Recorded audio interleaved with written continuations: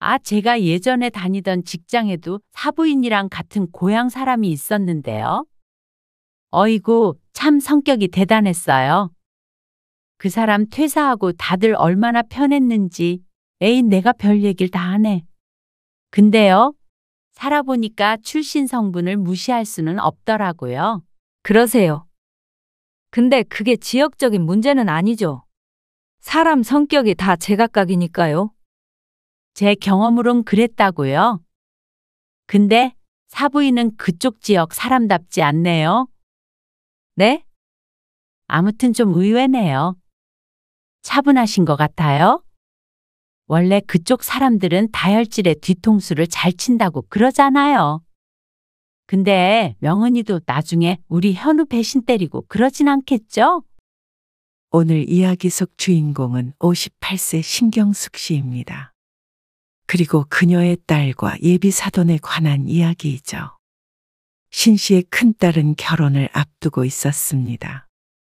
각자 서로의 집에 방문해서 인사도 했고, 신 씨도 예비 사위가 마음에 들었고, 상대방도 신 씨의 딸을 무척 예뻐한다고 들었었죠. 하나 있는 딸이 좋은 남편 만나서 새로운 가정을 꾸려서 살 것이라고 생각했습니다. 상견례 전까지만 하더라도 말이죠. 설마 상대방 부모가 신 씨의 고향을 가지고 딴지를 걸 것이라고는 꿈에도 몰랐습니다. 그리고 그게 딸이 결혼하는데 방해가 될 수 있을 거라곤 생각하지 못했습니다. 그러면서 자꾸만 지역을 들먹거리는 예비 사돈과 그걸 방관하는 사위까지. 딸도 이런 결혼은 하고 싶지 않다고 했습니다. 신 씨도 같은 생각이었습니다. 이렇게 결해봤자 평생 내 딸이 구박만 당하고 살 것 같았습니다.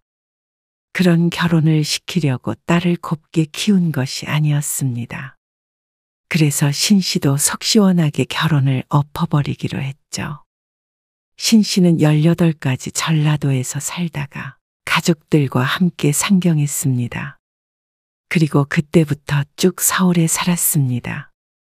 여전히 말투에서 지역을 유추해 볼 수 있었지만 더 오래 산 곳은 서울이었습니다.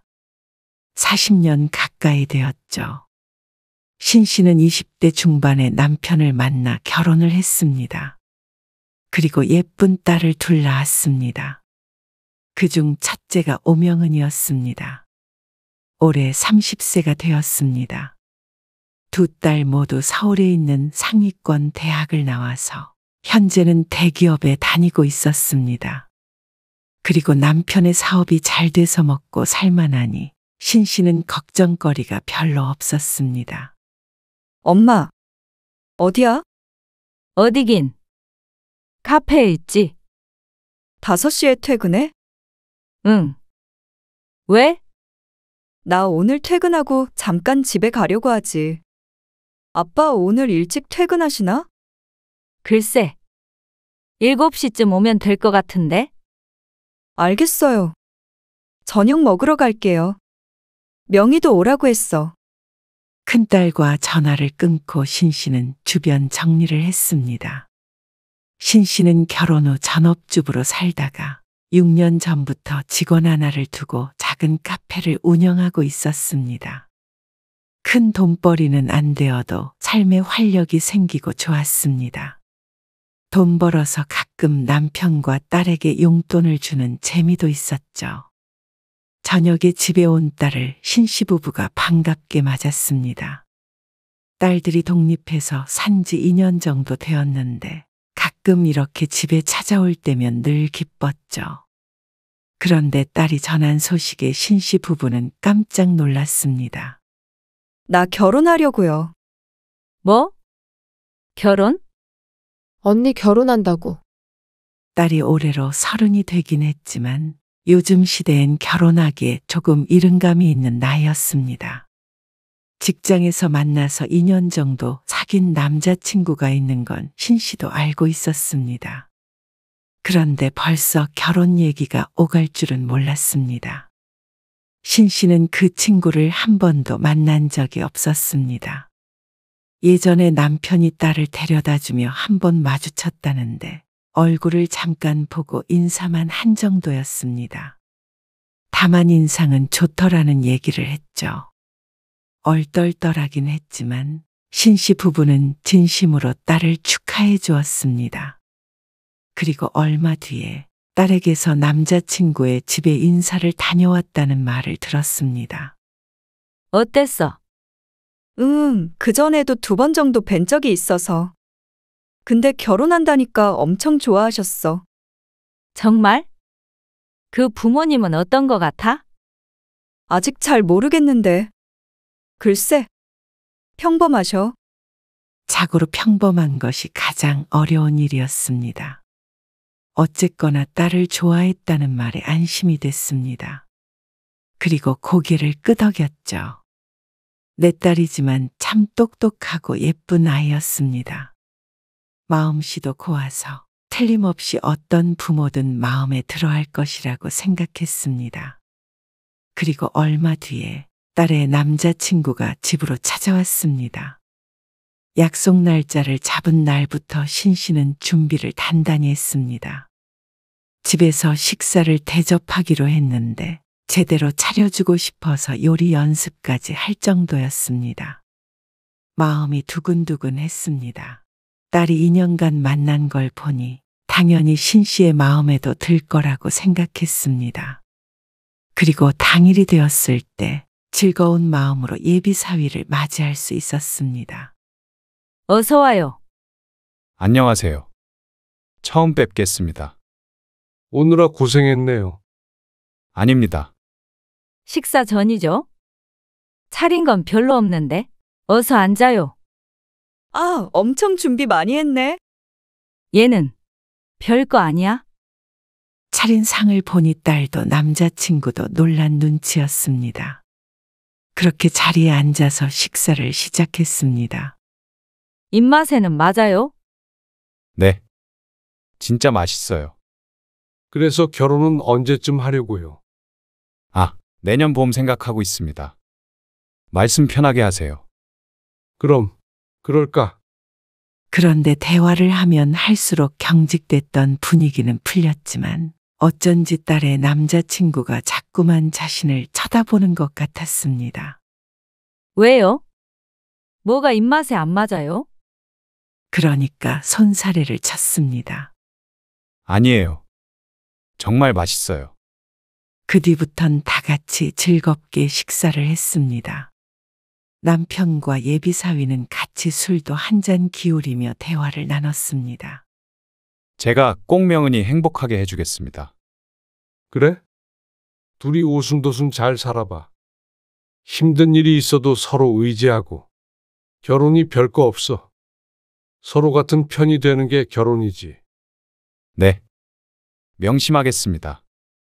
도움 필요한 일 있으면 언제든지 얘기하고. 딸도 그 모습을 기분 좋게 보고 있었습니다. 작은 딸도 언니의 결혼 소식에 한동안 들떠 있었습니다. 형부 생길 거 생각하니까 좋네. 뭐가 좋아? 맛있는 거 많이 사달라고 그래야지. 너는 그래서 좋은 거야? 당연하지. 원래 처제사랑은 형부야. 싱거운 농담에 신씨도 웃고 말았습니다. 그리고 일주일쯤 후에 상견례 날짜를 잡기 전에 딸과 대화를 하다가 집 얘기가 나왔습니다. 현우 씨 집에서는 많이 지원은 못 해주시는 상황이래. 3천 정도. 현우 씨가 모은 돈 1억 있고. 그러면서 딸이 상대 부모처럼 3천만 원만 보태주면 그 안에서 알아서 결혼을 하겠다고 했습니다. 자신이 모아둔 돈도 있다며 말이죠. 그 말에 남편이 고개를 가로저었습니다. 돈 문제는 너무 염려 말어. 너희가 신혼집 알아보면 부족한 돈은 엄마 아빠가 채워줄 테니까. 네가 모은 돈은 가지고 있다가 비상금 필요할 때 쓰고. 그러자 딸이 무척 미안해했는데 남편은 오히려 딸을 위해서라면 어떤 지원도 아깝지 않다는 입장이었습니다. 결혼해도 효도할게요. 엄마, 아빠. 아이고, 너희 결혼해서 싸우지 않고 탈 없이 행복하게 사는 게 효도야. 그리고 명의도 똑같이 해줄 거니까 너무 부담 가질 필요도 없어. 알았어요. 고맙습니다. 그리고 얼마 뒤에 상견례 날짜가 잡혔습니다. 사위를 소개받을 때와 마찬가지로 무척 떨렸습니다. 신 씨의 남편도 평소답지 않게 긴장한 듯 보였습니다. 평소보다 신경 써서 잘 차려입고 나간 자리. 첫인상은 나쁘지 않았습니다. 그리고 신 씨의 딸을 바라보는 눈빛이 따뜻해서 신 씨의 마음도 덩달아 따뜻해지는 것 같았습니다. 안녕하세요. 네. 안녕하세요. 반가워요. 서로 인사를 하고 마주 앉았습니다. 남자들은 술을 한잔 하겠다고 했고 신 씨는 안사돈과 좀 더 인사말을 주고 받았습니다. 그런데 몇 마디 나눈 뒤 안사돈이 신 씨에게 뜬금없이 물었습니다. 그런데 혹시 고향이 어디세요? 아무래도 말투 때문에 그런가 싶었습니다.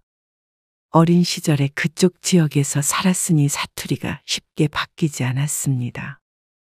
이전보다 서울 말씨가 섞이긴 했지만 그래도 몇 마디 들으면 신 씨의 고향을 유추할 수 있었죠.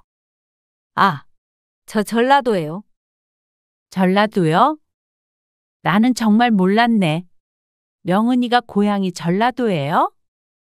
저희 딸이요. 네. 사투리를 전혀 안 쓰네요. 그래서 서울 사람인 줄 알았어요. 아, 딸들은 둘 다 서울에서 나고 자랐어요. 서울 사람이죠. 그리고 저도 고향은 그쪽이긴 한데요. 서울에서 훨씬 오래 살긴 했죠. 신 씨가 웃으며 대답했습니다. 그런데 이번엔 남편의 고향을 물었습니다. 저는 서울입니다. 남편은 서울 토박이었습니다. 대답을 들은 안사돈의 표정이 오묘하게 변하는 것을 보자 신 씨는 의아한 마음이 들었습니다. 신 씨도 상대방의 고향을 물어야 하나 고민이 되었죠. 그런데 그게 결혼에 있어서 무슨 상관인가 싶었습니다. 동양도 아니니 접점도 없을 텐데 크게 중요한 주제가 아닌 것 같아서 신 씨는 결혼 얘기를 꺼냈습니다. 결혼은 내년 봄에 한다고 그러더라고요. 네. 들었어요. 집 얘기도 전에 들었고요. 아, 네. 사업을 하신다고 들었는데 여유가 있으신가 봐요. 안사돈의 질문에 남편도 그렇고 신 씨도 당황스러웠습니다. 이거 여유가 있다고 대답을 해야 할지 여유가 없다고 대답을 해야 할지 난감했습니다. 사돈네가 다소 엉뚱한 질문이나 이상한 태도를 보일 때도 있었지만 대체로 식사 분위기는 나쁘지 않았습니다. 그런데 신 씨는 마음 한구석에 뭔지 모를 찜찜함이 느껴졌습니다. 왜 그런지는 몰라도 딸이 말했던 것만큼 친절한 사람들은 아닌 것 같다는 생각이 들었습니다. 물론 사람을 한번 봐서는 알 수 없고 신 씨가 느끼는 것보다 딸이 느끼는 게 정확할 테고 또 중요했습니다. 그래서 신 씨는 끝까지 웃는 얼굴로 상견례를 마쳤습니다. 상견례 후에 본격적인 결혼 준비를 한다고 했던 딸은 곧 예식장을 예약했다고 했습니다. 그러니 정말로 딸이 결혼하는 게 실감이 갔습니다. 식장에서 드레스를 입고 걸어갈 딸의 모습이 구체적으로 상상이 되었습니다. 딸, 결혼 준비는 잘 되고 있어? 아, 드레스 그런 거 사진은 왜 안 보내줘? 하나씩 입어봐야 하는 거 아니야? 아직 드레스 같은 건 안 골랐어. 왜? 요즘엔 그런 거 얼른 해야 한다던데. 그렇긴 한데 요즘 바빠가지고 그럴 시간이 없었네.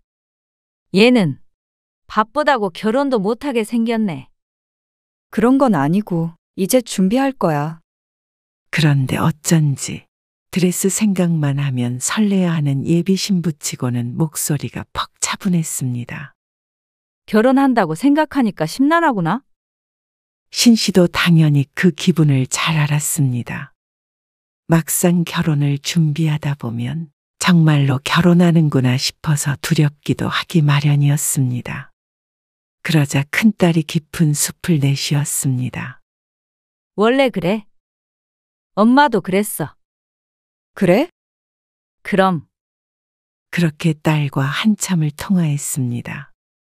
대부분 신씨가 딸을 달래고 위로하는 듯한 대화가 오갔습니다. 그런데 2주쯤 지났을 때 작은 딸에게서 황당한 전화를 한 통 받았습니다. 아니, 황당하기보다는 기가 막히고 화가 나는 일이었죠. 엄마, 언니한테 아무 얘기 못 들었어? 무슨 얘기? 결혼에 대해서? 아, 네 언니 좀 우울한 것 같긴 하더라고. 결혼 다가오니까 좀 싱숭생숭한가 봐.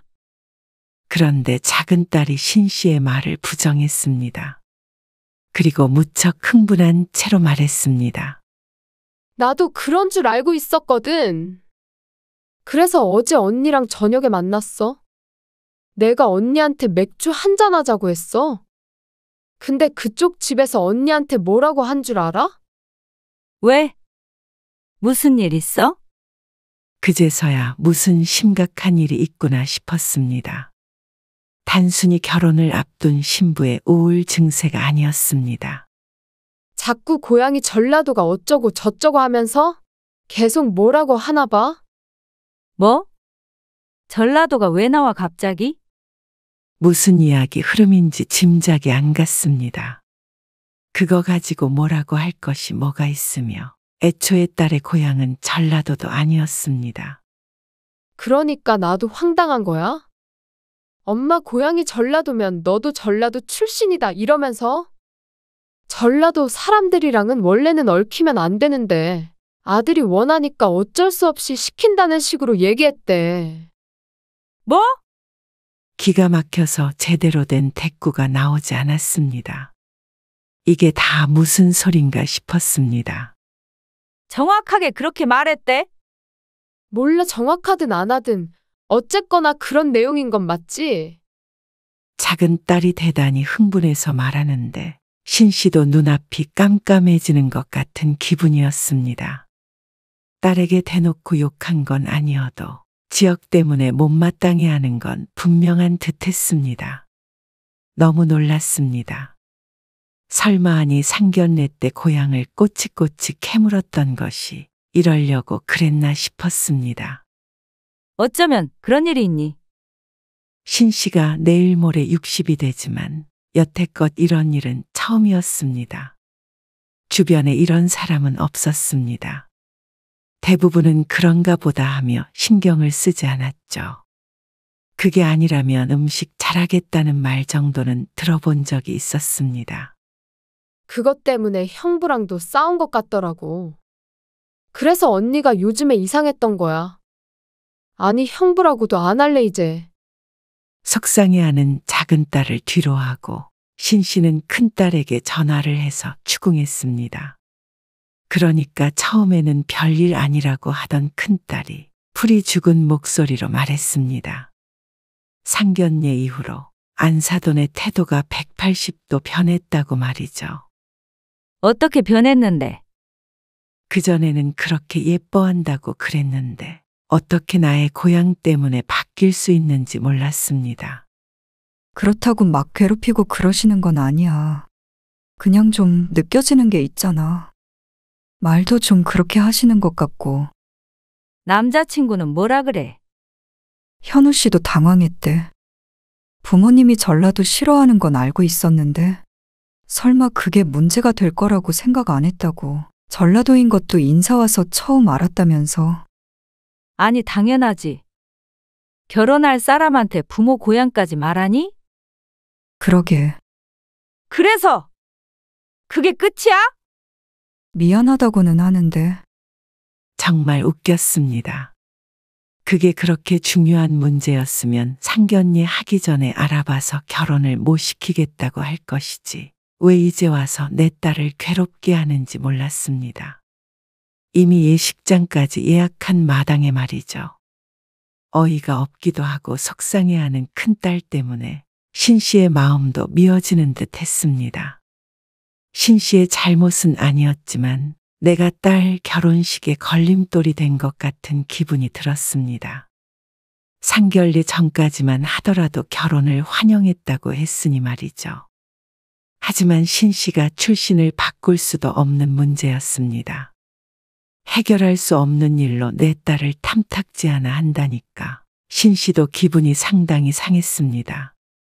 대놓고 결혼을 반대하지는 않는다고 했지만 이렇게 결혼시키더라도 이게 언제고 문제가 될 수 있으니 말이죠.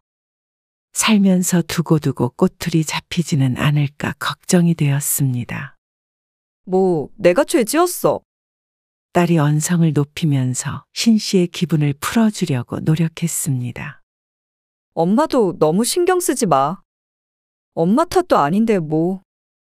내심 자신의 사투리 때문이라고 생각했던 신 씨의 머릿속을 읽은 듯 했습니다.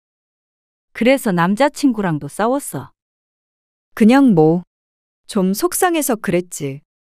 딸의 말을 들으니 생각이 많아졌습니다. 그리고 그 말을 들은 남편은 분개했습니다. 아니, 그런 사람들이 명훈이 시부모가 된다고 생각하면 피가 거꾸로 솟는 기분이야. 뭘 그 정도까지? 그 정도까지라니. 그렇게 몰상식한 사람들이 어디 있어. 뭐, 옛날에 전라도 사람이 돈 떼먹었나 보지. 아, 농담할 기분 아니야. 이런 결혼 어떻게 시켜? 남편은 신씨만큼이나 심란해했습니다. 근데 그것 때문에 결혼 못 시키겠다고 하는 그런 상황은 아니래 또. 어쨌거나 그게 마음에 안 든다는 식으로는 말했다는 거잖아. 그렇긴 하지. 신씨가 한숨을 쉬며 대답했습니다. 몇 번을 떠올려도 속상했죠. 당장 결혼 준비는 안 하고 있는 모양이야. 아직 드레스도 안 했대. 당연히 그래야지. 그런데 그런 대화가 오간 지 얼마 안 돼서 신씨는 딸과 함께 사돈을 만나게 됐습니다. 예물과 혼수에 관련해서 상의를 하고 싶다고 했다는데 그것마저도 좀 황당했습니다. 이런 문제를 왜 신씨까지 부르는지 몰랐습니다. 보통은 자식들을 통해 전하기 마련인데 말이죠. 딸은 고민 끝에 신씨에게 말했습니다.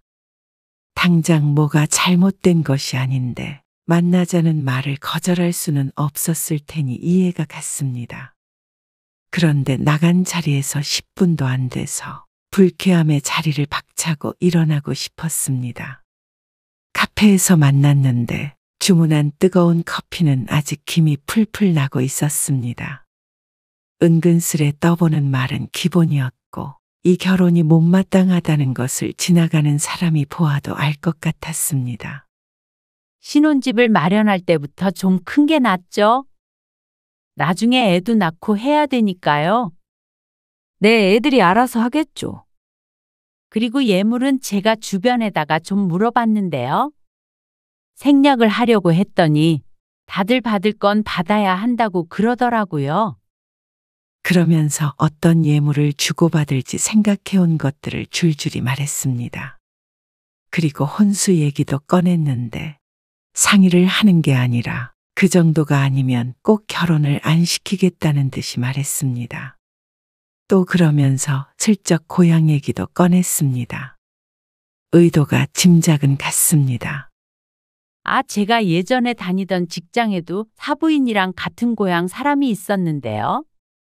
어이구, 참 성격이 대단했어요. 그 사람 퇴사하고 다들 얼마나 편했는지. 에이, 별 얘기를 다 하네. 근데 제가 살아보니까 출신 성분을 무시할 수는 없더라고요. 그러세요. 근데 그게 지역적인 문제는 아니죠. 사람 성격이 다 제각각이니까요. 표정 관리가 쉽지가 않았습니다. 딸의 남자친구는 옆에서 미안한 표정은 짓지만 적극적으로 말리지 않았습니다. 그래서 딸과 다툼이 있었던 것 같았습니다. 신씨는 애써 표정을 수습하며 침착하게 대꾸하려고 노력했습니다. 여기서 열내봤자 딸만 곤란할 거라고 스스로 되뇌었습니다. 근데 사부인은 그쪽 지역 사람답지 않네요. 네? 아무튼 좀 의외네요. 차분하신 것 같아요. 원래 그쪽 사람들은 다혈질에 뒤통수도 잘 친다고 그러잖아요. 명은이도 나중에 우리 현우 배신 때리고 그러진 않겠죠? 칭찬인지 농담인지 욕인지 모를 말을 듣고 신 씨는 얼굴이 벌개졌습니다. 도대체 어떤 시대에 살고 있는 건지 몰랐습니다. 나이도 많이 먹지 않은 여자가 어떻게 저런 말을 하는지 몰랐습니다. 이게 다 사위의 모호한 태도 때문인 것 같았습니다. 지금도 저렇게 제 엄마가 이상한 소리를 해도 가만히 있는데 결혼하면 딸이 맘고생할 것이 눈에 훤히 보였습니다. 아무리 신혼집을 지원해주고 혼수를 넣어줘도 달라질 건 없었습니다. 돈 싸질머지고 결혼한다고 사람의 머릿속까지 바꿔놓을 수는 없을 것이었습니다. 계속되는 기분 나쁜 말에 이걸 참아야 하나 말아야 하나 고민했습니다. 하지만 딸까지 언급하는 통에 더 참기가 힘들어졌습니다. 그래서 힐끔 딸의 표정을 보니 자신이 모욕을 당한 듯한 표정을 지었습니다. 더 이상은 못 참겠네요. 저희는 이만 일어나 보겠습니다. 실례했습니다. 어머나, 명은아, 엄마, 가요. 신 씨는 딸을 따라서 일어났습니다. 그리고 조금 걸어가자 딸이 속상한 목소리로 말했습니다. 왜 엄마는 가만히 듣고만 있어? 엄마도 한마디 해줘야지. 그래도 네가 어떻게 생각하는지 모르는데 거기서 테이블이 알도 엎어? 왜 못 엎어? 화내지 말고. 엄마도 바보라서 듣고 있었던 거 아냐. 너 일단 결혼은 미뤄. 당연한 소리를 해. 근데 당장 결혼을 엎지는 말고 미루자고 해. 그 다음에 남자친구가 어떻게 나오는지 봐. 어쨌거나 처음에 결혼하겠다고 했던 이유가 있을 거 아니야. 너희도. 이참에 사람 됨됨이도 한번 보고 그리고 나서 신중하게 결정해. 딸은 울듯한 표정으로 신 씨가 하는 말에 귀 기울였습니다. 어쨌거나 저 사람들은 우리한테 바닥을 보여줬으니까. 선택은 우리가 하면 되는 거야. 그리고 나서 딸은 한동안 신 씨에게 연락하지 않았습니다. 남자친구와 대화를 하고 있을 수도 있었고 신중하게 생각할 시간이 필요한 듯도 했습니다. 그리고 열흘이 지났을 때 딸이 신 씨의 집에 찾아와서 결국 파혼을 입에 올렸습니다. 없던 일로 하려고. 평생을 믿고 의지할 수 있는 사람이 아닌 것 같아. 신 씨와 남편은 아무 말 하지 않고 고개를 끄덕였습니다. 그렇게 그쪽 집안 사람들과는 연이 끝났다고 생각했습니다. 그저 딸이 마음을 추스를 시간이 필요할 것이라고 여겼는데 마음을 추스르지 못한 건 상대방 부모인 듯 했습니다. 한때 예비 사돈이었던 여자에게서 전화가 왔습니다. 무척 흥분한 목소리로 역시 전라도 사람들이 이렇게 뒤통수를 친다며 고래고래 소리를 지르는데 이제는 웃기지도 않았습니다. 하지만 이제는 신 씨도 더 이상 참을 이유가 전혀 없었습니다. 나 참 살다 별소리를 다 듣겠네요. 내가 지역으로 편가르게 하는 사람치고 제대로 된 사람 못 봤어요. 너무 천박해서 사돈 삼고 싶지가 않네요. 뭐요? 천박? 그러는 그쪽도 내가 그쪽 지역 사람이 아니라 이렇게 막말하는 거 아니에요? 그럴 리가요. 우리 올케는 대구 사람이고요. 형부는 강릉 사람이에요. 제 카페 직원은 고향이 제주도예요. 아, 참 남편은 서울인 거 아실 테고요. 근데 다들 사람 참 좋아요. 저랑 엄청 잘 지내고요. 전혀 지역은 문제가 안 되는데요. 그러자 말문이 막힌 듯 했습니다. 실제로 신 씨는 상대 부모가 신 씨를 배척하는 이유가 지역 탓은 아니라고 생각했습니다. 그냥 이런 사람은 이런 성격일 뿐이었습니다. 신 씨는 그렇지 않은 사람들을 훨씬 많이 알고 있었습니다. 그렇다고 결혼을 엎어요? 마음에 맞는 사람들끼리 가족돼서 살아도 고부지간이라는 게 그렇잖아요. 늘 갈등이 생길 수 있는 사이인데 결혼 전부터 내 딸 잘못이 아닌 걸로 그런 소리를 하면 뭘 믿고 제가 결혼을 시키나요? 저들이 좋아서 결혼한다고 그런 거지. 제가 억지로 떠밀었나요? 근데 예식장도 예약해놓고는 이제 와서 일방적으로 파혼하는 건 좀 당황스럽네요. 저들끼리 좋았다가 이제는 싫어질 수도 있는 거죠. 남녀 사이라는 게 다 그런 거 아니에요? 그리고 예비장모랑 와이프가 그런 얘기 듣는데도 가만히 있는 거는 저도 사윗감으로 좀 그렇네요. 그래도 내 딸이 좋다면 허락해 주려고 했더만 싫다는데 어쩔 수 없죠. 뭐라고요? 역시 그쪽? 또 지영 얘기하려고요? 참, 그쪽이 나랑 결혼할 것도 아니고 왜 남의 고향 갖고 이 난린지 모르겠네요. 혹시라도 그쪽 지역 사람한테 돈 떼먹히셨으면 아무쪼록 잘 해결 보시길 바래요.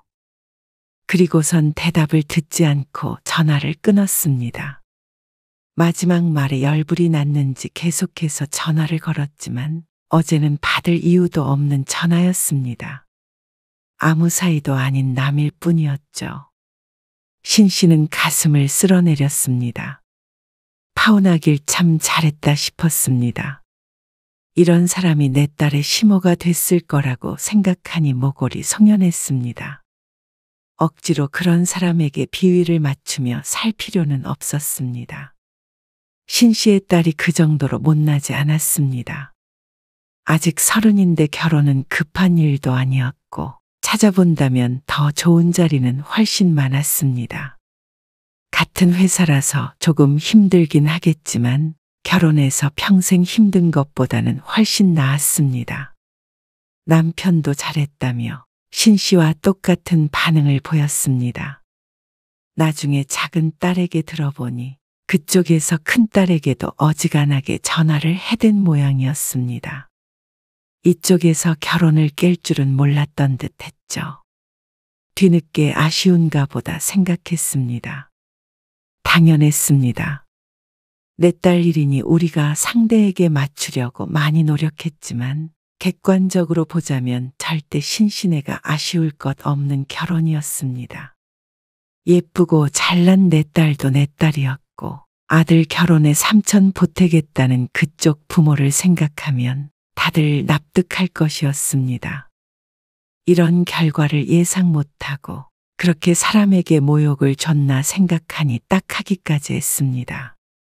어리석은 것에는 약도 없었죠. 다음 달에 본 큰딸의 안색은 생각외로 밝았습니다.